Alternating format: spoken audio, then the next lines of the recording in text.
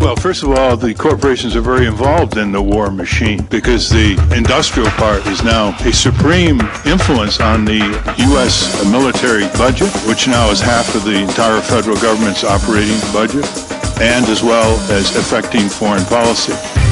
We are in the advanced stages of being a corporate state. Corporations are artificial entities. They're not real human beings. They don't vote. They don't die in Iraq. They don't have children. They are entities that are dominating our politics, our electoral systems, our universities increasingly, dominate almost everything. The clinical definition of fascism is when private concentrated economic power takes government away from the people, turns government into a guarantor, a subsidizor, a covering of corporate power.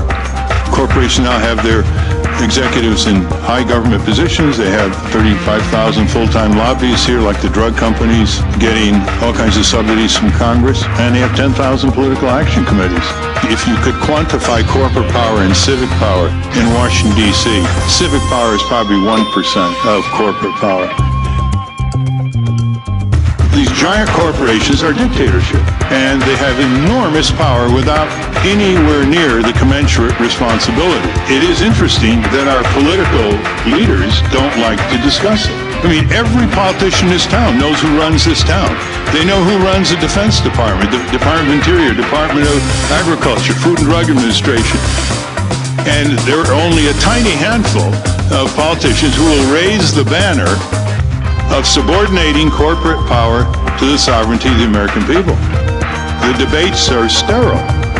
They will not confront the corporate crime wave. They will not confront the destruction of our democracy. They will not confront the usurpation of our electoral processes. Just imagine the violation of capitalist principles. These guys at the top who are paying themselves $10,000, $12,000 an hour in compensation, the CEOs, basically have repudiated the cardinal principle of capitalism, which is if you own property, you should control it. And now they have said to their owners, get lost. Get lost. Don't dare tell us what we're going to pay ourselves. After all, we're only your hired hands. We've got to mount an assault on the WTO and NAFTA. It pulls down our standards, so our workers have to compete with brutalized child labor in third world countries.